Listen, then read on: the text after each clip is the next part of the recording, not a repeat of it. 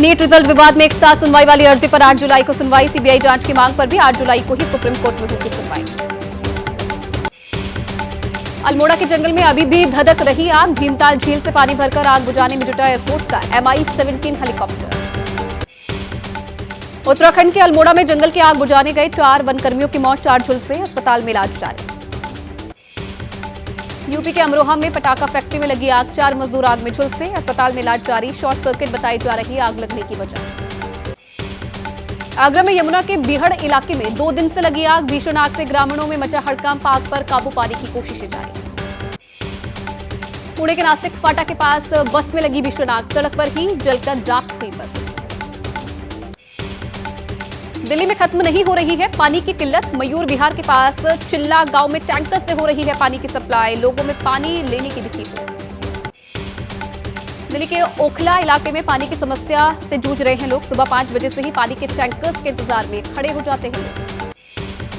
दिल्ली में पानी देने के बदले पैसे लेने वाला टैंकर का ड्राइवर एबीपी न्यूज के कैमरे में हुआ कैद। आरोपी ने मानी पैसे लेकर पानी देने की बात।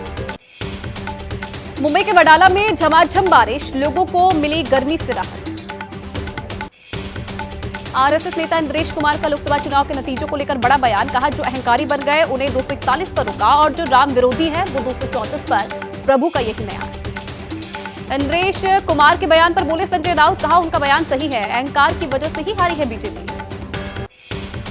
गोरखपुर में संघ प्रमुख मोहन भागवत के दौरे का तीसरा दिन आज। 18 से 40 साल के युवाओं को बौद्धिक सत्र में संदेश देंगे संघ प्रमुख मोहन भागवत। सीएम योगी और संघ प्रमुख मोहन भागवत की हो सकती है मुलाकात। लोकसभा चुनाव में यूपी के निराशाजनक प्रदर्शन पर हो सकती है चर्चा। 20 जून को जम्मू कश्मीर के दौरे पर रहेंगे प्रधानमंत्री नरेंद्र मोदी। 21 जून को योग दिवस कार्यक्रम में लेंगे हिस्सा। इटली दौरे पर जाने से पहले प्रधानमंत्री मोदी ने जम्मू कश्मीर में स्थिति की समीक्षा की है। RSA अजय डोभाल और अधिकारियों के साथ उच्च स्तरीय बैठक की।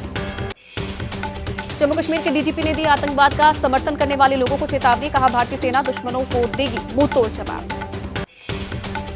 जम्मू के डोडा में दहशत फैलाने वालों का स्केच जारी। जानकारी देने वालों को 20 लाख के इनाम का ऐलान। महाराष्ट्र में राज्यसभा उपचुनाव के लिए मैदान में उतरी सुनेत्रा पवार। कार्यकर्ताओं में खुशी का माहौल, मनाया जश्न।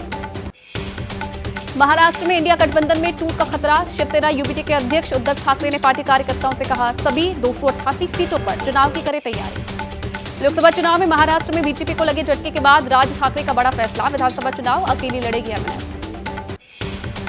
लोकसभा चुनाव खत्म होते ही विधानसभा चुनाव के लिए एक्टिव हुई बीजेपी। हिमाचल, उत्तराखंड और एमपी उपचुनावों के लिए जारी की उम्मीदवारों की लिस्ट। आज नीतीश कैबिनेट की अहम बैठक में कई फैसलों पर लग सकती है मोहर। जनहित से जुड़े बड़े फैसले ले सकती है सरकार। ओडिशा के सीएम मोहन चरण मांझी ने स्वतंत्रता सेनानी बक्सी जगबंधु को दी श्रद्धांजलि। मौके पर दोनों डेप्यूटी सीएम कनकवर्धन सिंह और प्रभाती परिदा मौजूद रहे। कुवैत अग्निकांड में गोरखपुर के अंगद और जयराम की मौत की खबर से परिवार में मातम। परिजनों ने सरकार से की सरकारी नौकरी और आर्थिक मदद की मांग।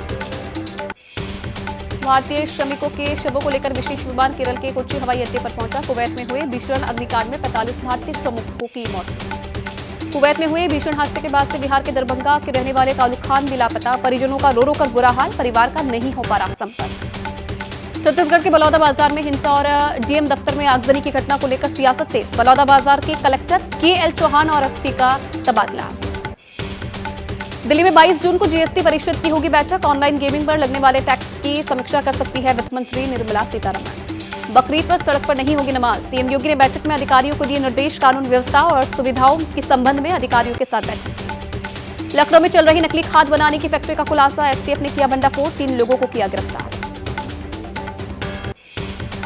ग्रेटर नोएडा में 2 गांजा तस्कर लग्जरी कार के साथ हुए गिरफ्तार। करीब 22 लाख रुपए बताई जा रही है जब्त गांजे की कीमत।